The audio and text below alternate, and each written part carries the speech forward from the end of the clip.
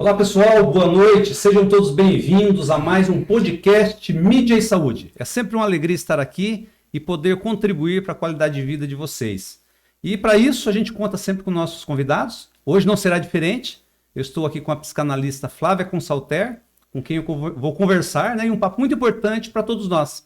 Flávia, boa noite, seja bem-vinda ao podcast Mídia e Saúde, é um prazer recebê-la aqui. Muito obrigada, um prazer é todo meu estar aqui. E antes, Flávia, da gente entrar propriamente no nosso tema, nós delimitamos na psicanálise da atualidade, né? Uhum. Eu queria que você falasse um pouquinho. Eu sei bastante de você, te conheço há muitos anos, né? Desde a época que eu tinha um jornalzinho ainda, né? Muito antes da revista. Tempo, faz bastante tempo, né? Ninguém precisa saber quanto tempo, né, Flávia? Saber quanto deixa tempo, em off isso aí, né? Mas eu queria falar um pouquinho de você, que você falasse. Quem que é a Flávia Consalter?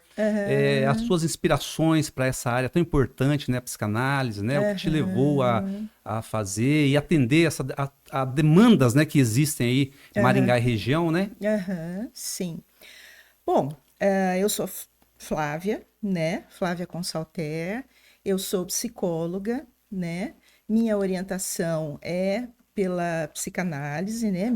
Meu trabalho é de orientação psicanalítica, mas eu me considero não exatamente uma psicanalista, mas uma psicoterapeuta que usa a orientação psicanalítica, né? Existe uma diferença de formação entre o psicanalista e o psicoterapeuta, né? Então, eu, apesar de utilizar psicanálise, me afinizar muito com a área, né, com a psicanálise, gostar muito, entender que é uma visão de homem fundamental, né, para que a gente compreenda os fenômenos atuais, né? Apesar de utilizar a psicanálise, eu trabalho mais como psicoterapeuta, tá? O que me levou a fazer psicologia? É uma história... Assim, longa. não é longa. Eu, na verdade, quando eu estava em época de prestar vestibular, fazer faculdade e tal, né? Existia uma questão assim. Eu não sabia o que eu queria fazer, né? A minha família tinha uma expectativa de que eu tivesse feito medicina, que eu tivesse feito faculdade de medicina, né? E eu tentei passar no vestibular de medicina e fiquei por muito pouco, né? Na época em Londrina, porque Maringá ainda não contava com a faculdade de medicina aqui. Mas eu tinha feito uma orientação vocacional com uma colega na época, né? E tinha dado como resultado, como uma das possibilidades assim mais fortes, a psicologia. Então eu prestei o vestibular de psicologia aqui em Maringá, né? E aí eu entrei muito bem, né, no vestibular de psicologia. E aí tinha ficado por poucas vagas em Londrina, né? E o meu pai me fez a proposta de estudar mais um pouco para daí prestar vestibular para medicina, blá, blá, blá. E aí eu falei, não quero, vou fazer psicologia, né? Porque na minha família eu tenho uma irmã mais nova, que é uma pessoa que tem um comprometimento devido a uma dificuldade, problemas que ela teve ao nascimento. Então, ela teve todo um comprometimento em termos biológicos e emocionais, né? E ela foi tratada a vida toda por profissionais da área da psicologia, fonoaudiologia, fisioterapia, né? Então, a gente tinha um contato, a minha família tinha um contato muito próximo com psicólogos, fonoaudiólogos, fisioterapeutas, terapeutas ocupacionais, né? E aquilo me encantava muito. Eu achava o trabalho muito interessante, né? E aí juntou duas coisas, né, que ficaram, né? Juntou aquela questão de que eu já tinha um olhar muito, já ficava muito encantada, né, com aquilo que a minha irmã fazia, e juntou a possibilidade que eu já tinha passado aqui, então estava tudo na mão. Entendi. Né? Consegui conciliar, né? Consegui conciliar. A psicanálise é uma linha de abordagem dentro da psicologia, é isso? A psicanálise, ela é uma das possibilidades de abordagem, né? Existem as psicoterapias comportamentais, existe a Gestalt, existe o existencialismo, existem várias abordagens que o psicólogo pode utilizar. A psicanálise é apenas mais uma forma de utilizar a psicologia. A psicologia pode se apropriar né, das ferramentas Entendi. da psicanálise, Entendi. assim como da Gestalt, da Claro, cognitivo-comportamental, certo. né? E qual que é a base, ou bases da psicanálise? Você poderia citar, assim, características, vamos dizer assim, da psicanálise? Aham. Olha, a psicanálise, ela trabalha com o inconsciente, né? Com o inconsciente, ela trabalha com os fenômenos que acontecem na mente inconsciente, ela trabalha com a questão do desenvolvimento emocional, como acontece, como se dá o desenvolvimento emocional, né? Então, há toda uma perspectiva de homem, né, que a psicanálise fundamenta, vamos dizer assim, né? Então, ela é um olhar para o homem, eu diria até meio pessimista, sabe? Mas é muito interessante quando a gente trabalha, né, com psicanálise, que a gente vê, assim, desenvolvimentos muito importantes, né, na vida da pessoa, quando a gente consegue acessar algumas questões que estavam guardadas no inconsciente, né? Apesar de esse não ser mais hoje, atualmente, o objetivo da psicanálise, né? O objetivo da psicanálise inicialmente era desvelar o inconsciente, tornar o inconsciente consciente, né? E isso era algo que até as pessoas a psicanálise tem fama de ser demorada, né? Uma técnica demorada para conseguir avanços e tal, né? E em função dessa questão, né, das pessoas irem, e tem uma outra fama também, que ia para falar do pai, da mãe, e não para falar das questões atuais que afligiam as pessoas, né? Então existia todas essas famas aí, que a psicanálise ela é, né, vamos dizer, ela é vista dessa forma. Então, a principal contribuição do Freud foi a questão do inconsciente, né? E aí todas as técnicas que derivaram disso, que foi a interpretação de sonhos, né? A transferência, a análise da resistência, né? A própria questão da associação livre, né? Que é o que você diz ao paciente, né? Olha, diga tudo que vem à sua mente, sem me esconder nada. Isso Freud fazia, né? Sim. Mas não é mais assim. Entendi. Mas por que você citou, eu achei interessante uma expressão que você usou, pessimista. Por que uma visão pessimista? O que você quis dizer com isso? Olha, o Freud, ele era um cara pessimista, ele não tinha uma perspectiva muito otimista sobre a humanidade, né? Inclusive sobre a questão dos instintos, da pulsão de morte, né? Ele tinha vários conceitos assim que nos levavam a ter uma perspectiva pessimista sobre o ser humano, né? Ou diria até, nem sei se pessimista é uma boa palavra, mas uma visão extremamente realista a respeito das possibilidades humanas, né? Então, é por isso que eu falei em pessimismo, né? E mudou, Flávia, se a gente for fazer digamos, um paralelo, ou, digamos, a linha a visão que Freud tinha e a visão de vocês, da atualidade, a psicanálise da atualidade, que é o nosso tema de hoje. Sim. Está sendo diferente a abordagem, Sim. a forma de cuidar, de tratar, de... Sim, completamente diferente. É óbvio, né, que a gente não pode dispor, a gente não pode esquecer que existe o inconsciente, né? A gente não pode esquecer que esse inconsciente é formado pela repressão, em parte, né? Pelo mecanismo da repressão. Tudo isso é muito importante para nós. Isso são as bases, os pilares, né, da psicanálise. Mas, na atualidade, como tudo, né, mudou e tudo parte do ser humano, né? O que nós temos encontrado?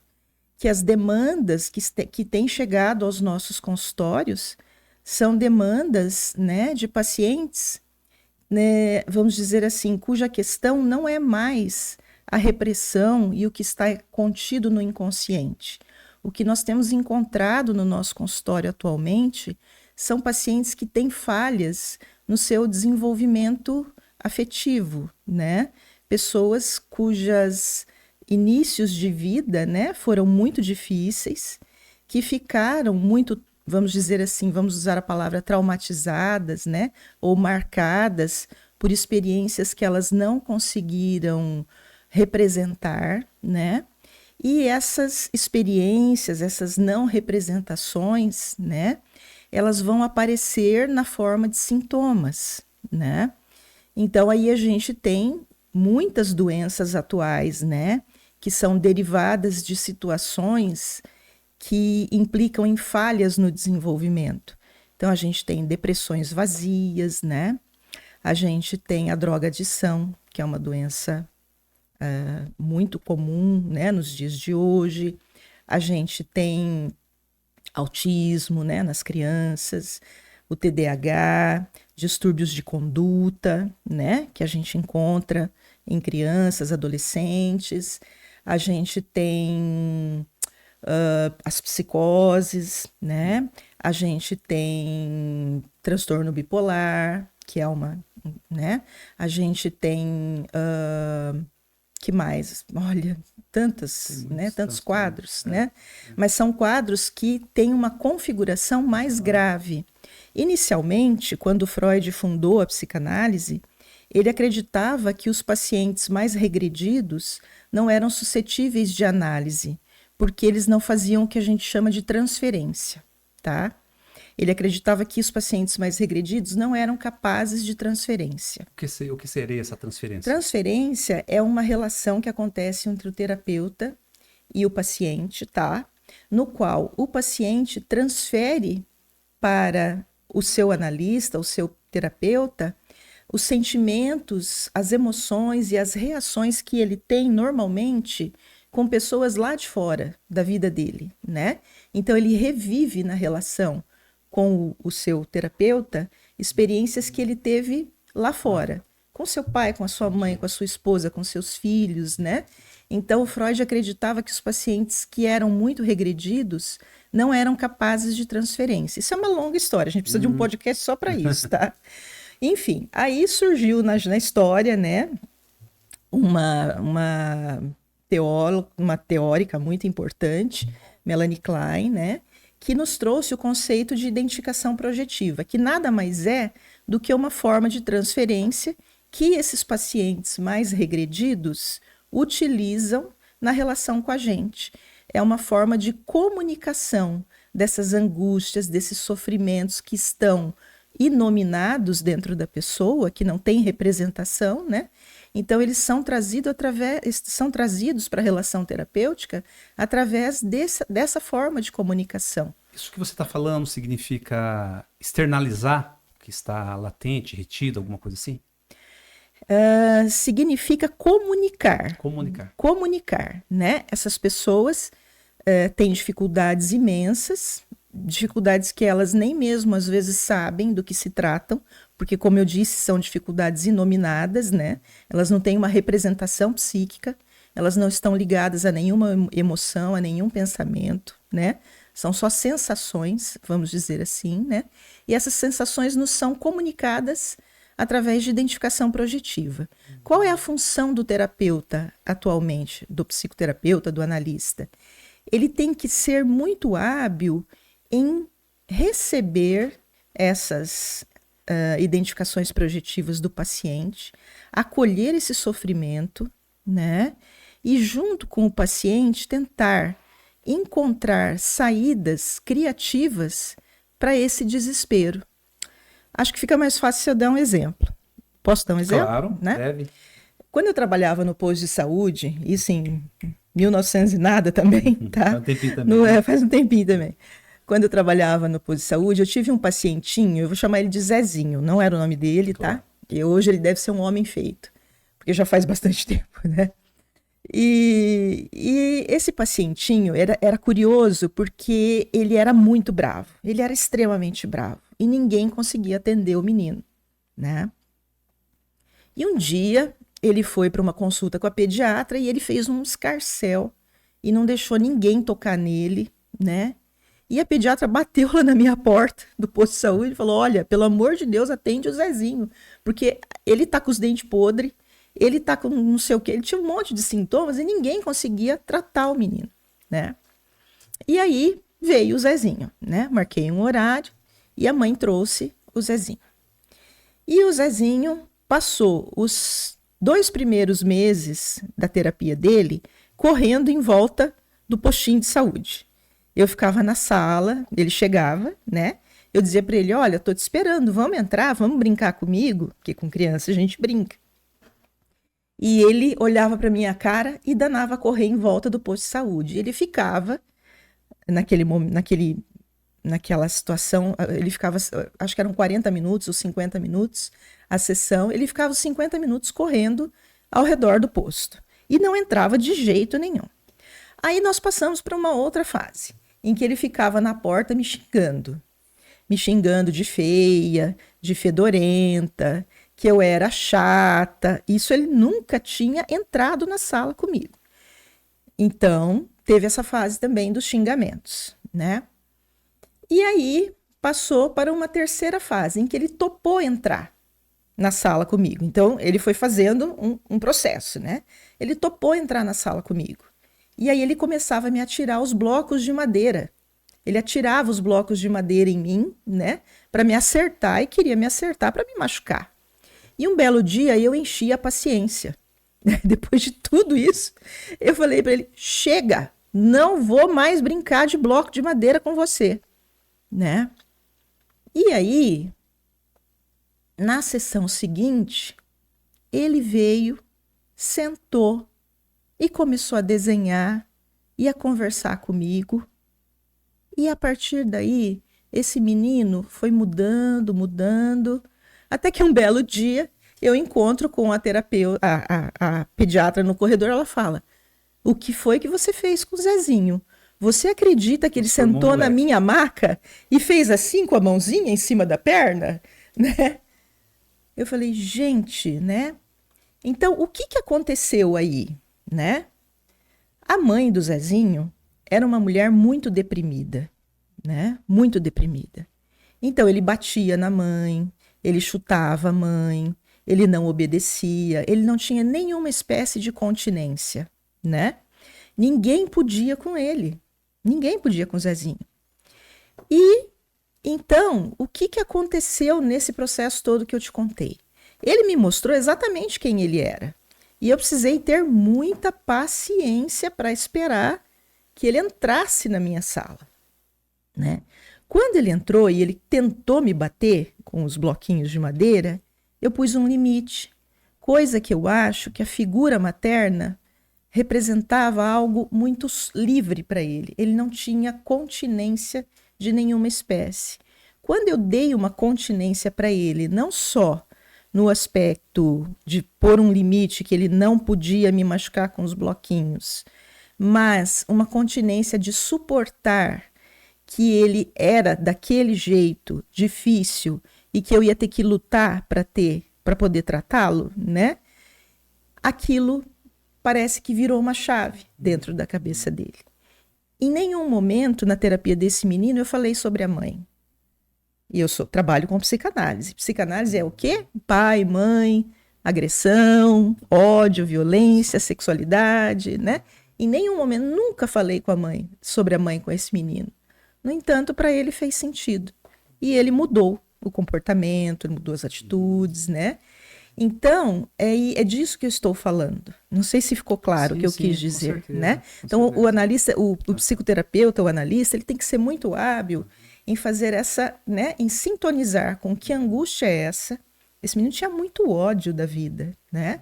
Muito ódio à realidade. Então, ele ia passar a vida agredindo as pessoas e ia receber isso de volta e isso ia alimentar as fantasias dele de que o mundo era ruim. Ou seja, estava feito a cama para uma patologia grave, né? Ô Flávia, a avaliação de Freud, ou na visão dele, os problemas, os distúrbios emocionais sempre estavam ligados à criação, à repressão, a problemas lá na infância? Sim. Ou não necessariamente? Sim, Freud acreditava que tinha a ver com questões que ficaram reprimidas, né, das primeiras experiências da infância. A psicanálise continua acreditando nisso, só que atualmente a psicanálise maneja com isso de outra forma, né?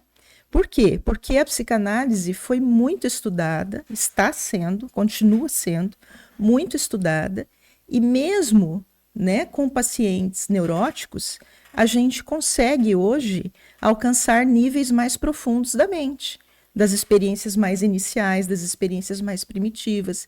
Porque com esses estudos que foram acontecendo, que foram se dando em psicanálise, nós desenvolvemos ferramentas mais eficientes, né, que têm mais possibilidade de alcançar níveis mais profundos da mente. Né? Com relação a distúrbios, transtornos daquela época, qual que é a tua análise? São diferentes? Hoje os transtornos mentais, aí, psiquiátricos, Sim. São diferentes da época de Freud? Sim, Freud, ele entendia que as manifestações, né, psicopatológicas eram derivadas da repressão, que é um mecanismo de defesa, tá? Que faz com que o inconsciente seja esquecido, apagado, reprimido, tá? Ele acreditava nisso. O que nós estamos vendo hoje é que muitas vezes que a repressão não é uma questão do nosso tempo. Nós não temos um problema de repressão, né? Muitos dos nossos pacientes têm falhas no desenvolvimento emocional mais primitivo, anterior à repressão, né? Então, o que aconteceu foi que nós começamos a receber nos nossos consultórios pessoas que têm falhas no desenvolvimento mais inicial, de 0 a 1 ano, né? De 0 a 2, que é muito antes do que Freud considerava que acontecia a repressão. Então, essas falhas no desenvolvimento mais primitivo fez com que surgissem novas patologias, que não tem o menor sentido, né, lidar com essas patologias utilizando a interpretação psicanalítica, porque a interpretação ela visava tornar o inconsciente consciente, removendo a repressão. Se nós não temos mais repressão, não tem sentido interpretar. Os pacientes, quando a gente interpreta, eles olham para a cara da gente e falam assim: que você está falando? Que é isso? Tipo, de onde você tirou isso? Né? Por quê? Porque não faz sentido para eles. Né? Então, hoje, psicanálise é muito mais um trabalho de conversar sobre as demandas da vida dessa pessoa, né? E de que forma ela vai lidar com essas demandas a partir da compreensão que ela tem sobre ela mesma, né? Quem eu sou, que jeito eu vejo a vida, como eu costumo fazer as coisas, e dessa forma, né, que consequências isso tem para mim, né? Então, a gente vai nesse contato, e aí entra uma questão muito importante, que é da escuta, né, atenta, porque uma pessoa só se sente acolhida, assim como você está aqui me escutando, né, tranquilamente, me dando toda essa liberdade para falar. Isso acontece lá no meu consultório, a pessoa só se sente acolhida e respeitada nas suas emoções se você estiver atentamente ouvindo e, né, e com ela pensando junto sobre o que significa aquilo que ela está dizendo e o que pode ser feito a respeito, né?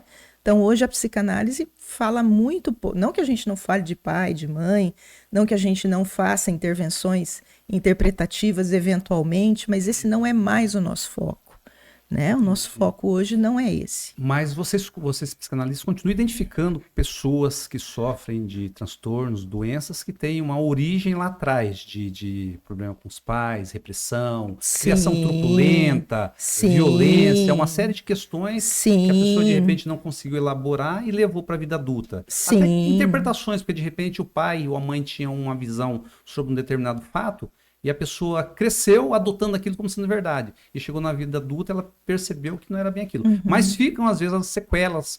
Ela entende que é diferente do que o pai pensava ou a mãe, mas em termos emocionais ou sentimentais, ela tem um desconforto. Sim. Acontece isso? Acontece isso, né?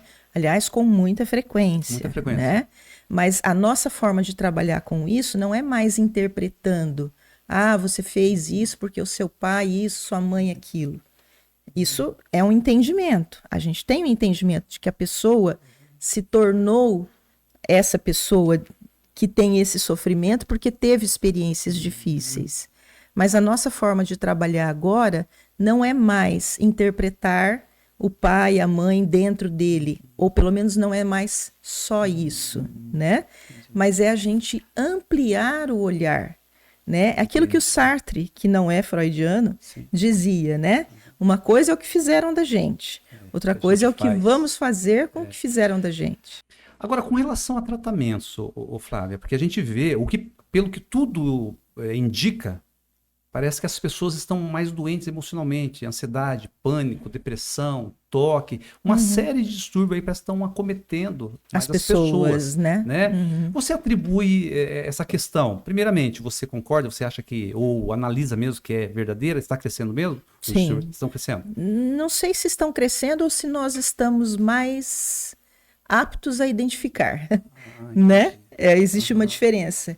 Será que os distúrbios estão crescendo ou será que eles estão mais visíveis porque a nossa ferramenta melhorou, né? Então tem isso, tem mais esse elemento. Mais acesso à informação também. Mas temos mais acesso à informação. As pessoas hoje vão lá no Google, digitam o que é isso, aparece lá, na inteligência artificial, né?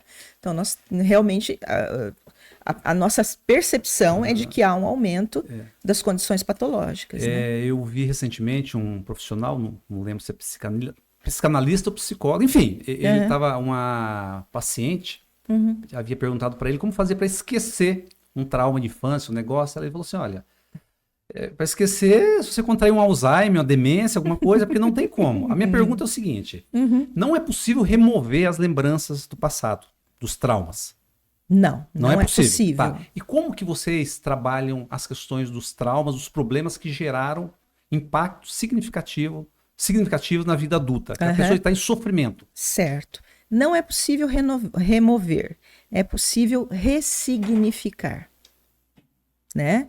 Então, um acontecimento, ressignificar, ou mesmo, até mesmo, não só ressignificar, mas até mesmo aquilo adquirir um significado inicial para a pessoa, né? Porque, como eu estava dizendo, as pessoas que estão aparecendo no nosso consultório para serem atendidas, em sua maioria, né, são pessoas que tiveram uma experiência de não simbolização, né? Tiveram experiências traumáticas que marcaram muito o desenvolvimento afetivo daquela pessoa, mas que não estão ligadas a uma ideia, a um pensamento, a uma emoção, né? Então, o trabalho do psicanalista, do psicólogo, é muitas vezes ajudar o que nós vamos fazer? O paciente vai editar as suas vivências, né? O paciente vai reorganizar os seus pensamentos, reorganizar a sua vida, né? E principalmente reorganizar a sua vida emocional, que é o mais importante. E muitas vezes ressignificar. Essa reorganização emocional. Né? Então, como que faria isso? Então, você vai lá, me procura, tá? Falando de um ponto de vista prático. Então, você me procura, aí a gente combina, Alderi, você vai vir aí 1, 2 vezes na semana, me ver de tal a tal horário, né? Então, a gente cria todo um setting, né? Toda uma situação para receber esse paciente. Esse paciente tem a sua hora marcada, a sua hora dura das 3 às 3h50, por exemplo, né? Esse horário é dele, faça chuva ou faça sol, esse horário é dele, né? Ele vai, e isso constitui o que nós chamamos de um útero psicanalítico, né? Que é um espaço estável, aonde a pessoa, faça chuva ou faça sol, aquele horário é dela, e lá ela pode viver o que ela quiser, né? E aí essa pessoa você vai lá e você vai me falar, olha, Flávio, tô com um problema aí, né? Não tô conseguindo lidar com o meu filho, porque o meu filho, ele é muito bravo, ele não me obedece, ele só faz o que ele quer, e eu não sei mais o que fazer, eu tô desesperado, e nós vamos conversando a esse respeito, né? Mas como é que é isso, como é que não é, né? E vamos conversando. Até que nós podemos chegar, por exemplo, a uma percepção de que talvez você esteja assustado com o crescimento do seu filho. Adolescente que não te obedece mais, né? Que não te deve respeito, que tudo que você fala contesta, né? E o quanto isso é assustador para um pai e para uma mãe, né? E isso é paralisador. Quando a gente está assustado, a gente fica paralisado e não sabe o que fazer, né? Então a gente vai conversando e aí nós vamos, né? Então, e aí, como que a gente pode lidar com isso? O que você, né, pode fazer? Talvez conversar com teu filho, propor, né, acordos, né, propor situações onde vocês possam se entender melhor. Enfim, vai nessa linha. Mas tudo parte de você criar um espaço para o paciente, que é o que a gente chama de útero psicanalítico, que é um espaço praticamente imutável, né? O paciente vai estar lá toda semana, naquele horário, você vai recebê-lo, você vai escutá-lo atentamente, você vai acolher e respeitar as angústias que esse paciente está sentindo, né? E através dessa acolhida, o paciente vai aprendendo ele mesmo a se acolher, a se escutar, a entender o que está acontecendo dentro dele, né? E vai encontrando caminhos criativos para lidar com a vida dele. A gente poderia dizer que a psicanálise ajuda o paciente a pensar diferente, a interpretar diferente os fatos, a Com sentir certeza. diferente. Sentir diferente eu acho meio complicado, mas talvez sim, a partir de uma certa... Porque se ele tiver uma interpretação diferente dos a fatos... ressignificar a sua experiência, né? Ele pode até se sentir, né, pensando em pacientes que têm experiências difíceis, ele pode até se sentir muito triste, muito, né, deprimido em função de fatos da vida dele. Mas o que ele vai percebendo, né, a partir do trabalho psicanalítico, é que apesar dele estar triste, das coisas terem sido como foram, ele pode escolher, né, ser diferente. Ser diferente, fazer diferente. Porque assim, Flávia, a forma de pensar e a forma de interpretar pode, de repente, atenuar um sentimento ruim, vamos dizer assim. Sim. Né? Porque, de repente, um pensamento ele pode tomar proporções gigantescas, a ponto de deixar a pessoa muito mal. Né? Então, se a pessoa, de repente, está condicionada, vive quase que automaticamente pensando, né? Ou seja, o que eu quero dizer com isso? Que a forma de interpretar e pensar pode ter X ou Y no sentimento também, nas emoções. Né? Exatamente. A pessoa pode fazer muitas escolhas equivocadas na vida, claro, em função da forma como ela pensa e sente as situações de sua vida, né? Então, a gente interferir com a forma como ela percebe, como ela se relaciona com as suas emoções, faz com que ela altere toda a sua relação com a realidade também, com as outras pessoas, com o seu trabalho, com sua esposa, com seus filhos, com a vida. Sim, né? Porque a forma porque se fala muito hoje em dia, né, nos distúrbios e o tratamento medicamentoso, e muitas vezes realmente é necessário. Sim. Mas a forma de pensar também pode modificar a química cerebral, não pode? Sim, existem estudos, né, que falam sobre isso, né?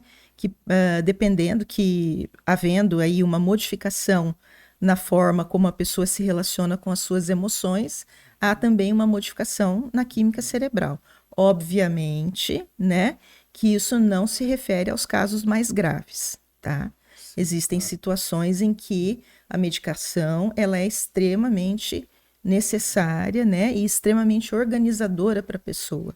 E existem momentos na vida em que, apesar de todos os nossos esforços, se a gente não tomar um antidepressivozinho, a gente não dá conta das coisas, não é? Com certeza. Né? Então, existem momentos também em que a medicação pode fazer uma grande diferença. Claro. Né? Você, na tua experiência, você acredita que a dor, o sofrimento, pode ser um instrumento que leva a pessoa a uma evolução, a uma lapidação, a ampliação de mundo? Como que você vê essa questão? Se ela se tratar, sim.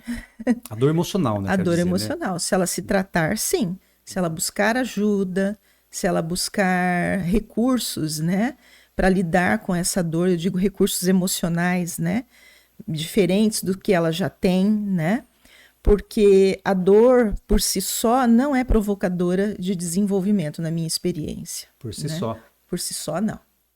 Muito pelo contrário, eu penso que o sofrimento psíquico, né, ele pode gerar um estado de coisas no qual a pessoa paralise e não consiga ter uma vida da qual ele possa sentir prazer, sentir que ela é uma vida significativa, né? Entendi. Então, a dor por si só, não. Agora, a dor procurando ajuda, sendo acolhido, sendo recebido, podendo ouvir outros pontos de vista que não o seu, aí eu acredito, sim, Entendi. que a dor é um motor do desenvolvimento. Como que você vê, Flávia, as pessoas, isso comumente a gente ouve falar, pessoas que reproduzem, pessoas que reiteradamente repetem comportamentos e atitudes com relação a relacionamentos, com relação a negócios, e até tem, parece que eu tenho um imã, eu atraio coisas ruins, eu atraio pessoas erradas, pessoas inadequadas, negócios. Do ponto de vista psicanalítico, qual que é o entendimento que você tem dessa questão? Olha, dentro do que nós estamos conversando aqui hoje, o que eu entendo é que essa pessoa, vamos pegar uma pessoa que tem aí dificuldades com negócios, tá? Uma pessoa que tem dificuldades com negócios, que ganha mais perde, ganha mais perde, ganha mais perde, enfim, é um círculo vicioso isso, né? Nós podemos pensar, né? É uma hipótese, tá? Nós estamos falando de um paciente fictício aqui, que não existe, né? Nós podemos pensar que é uma pessoa que se sente culpada a respeito de ganhar dinheiro e, portanto, não consegue sustentar esse ganho, né?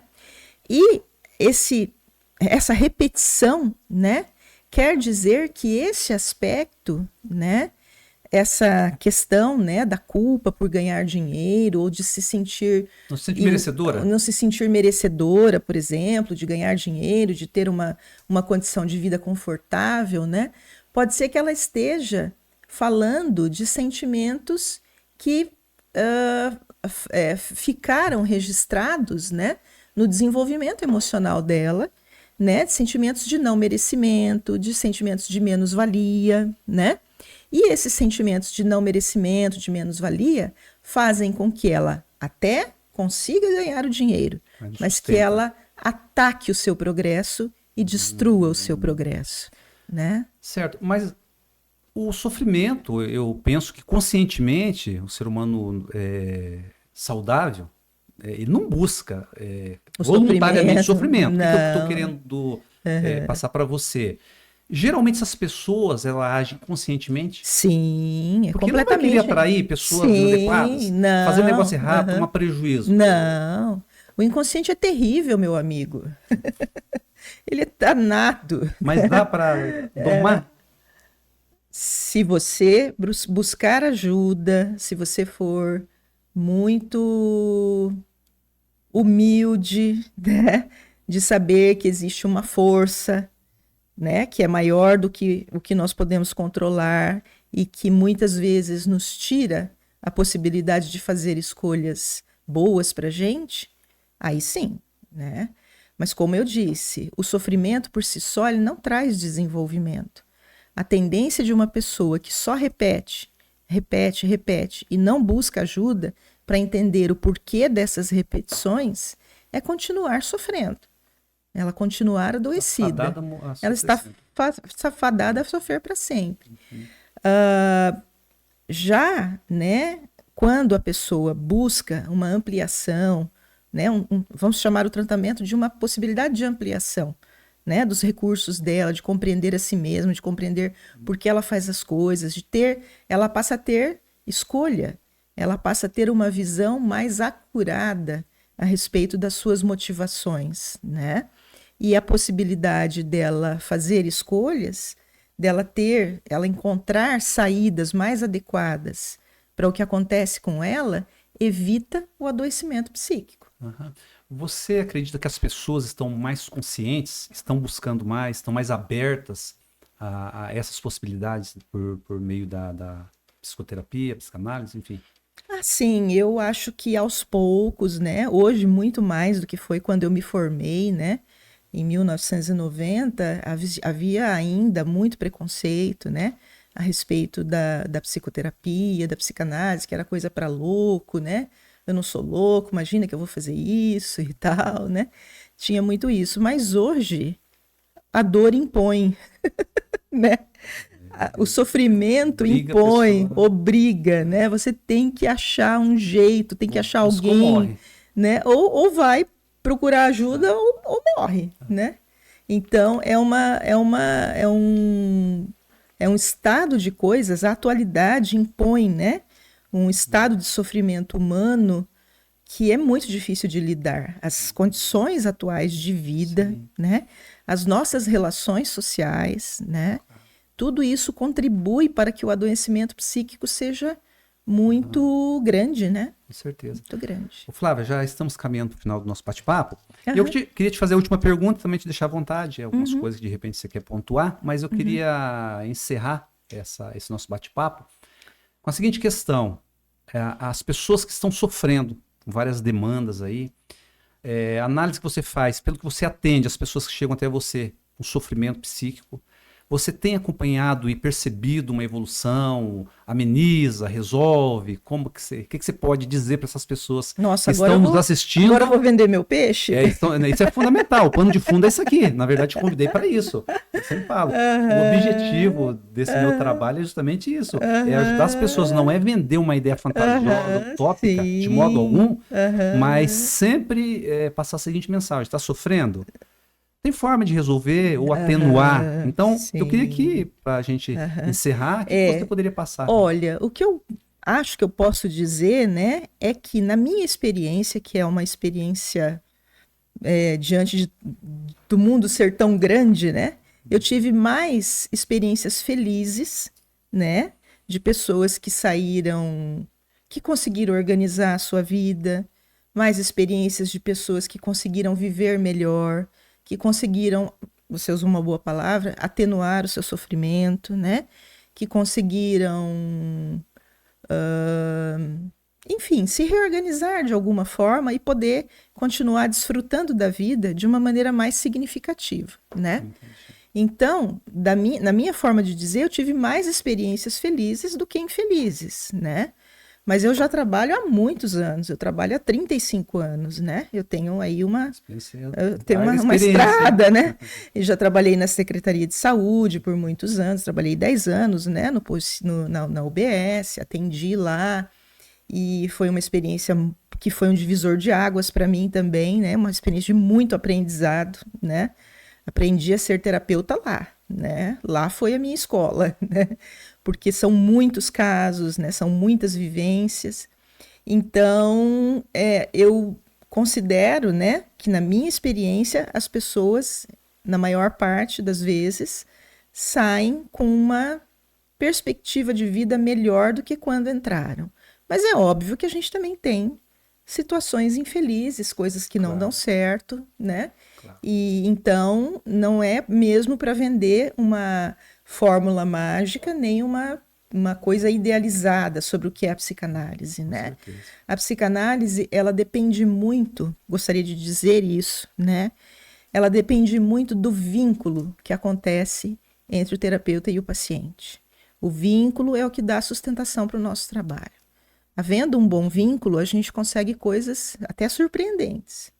Não havendo um vínculo que possibilite o trabalho, dificilmente a gente vai para algum lugar. Tá certo. Né? Flávia, foi muito bom falar com você. Espero que a gente possa estabelecer outros contatos mais rapidamente, tá? Que não demore tanto, tá? Te agradeço, desejo uma boa noite para você e tenho certeza que esse nosso bate-papo foi muito importante para os nossos amigos que estão nos assistindo e para mim, inclusive, né? Foi quase que uma sessão aqui gratuita, vamos dizer assim, tá bom? Ok, Alderi, muito obrigada pelo convite, né? Gostei muito de estar aqui e, né, espero que a gente tenha outras oportunidades. Então, se a água foi boa, você vai voltar a beber dela, né? Ah, não é isso que o pessoal fala? Com certeza. Não é, Chiquinho? Se a água foi boa, volta a beber. A gente volta, tá bom? Então tá bom, uma boa noite para você, bom final de semana e até a próxima. Para você também. Pessoal, o podcast Mídia e Saúde fica por aqui, mas nos encontramos na semana que vem. Um forte abraço e até lá.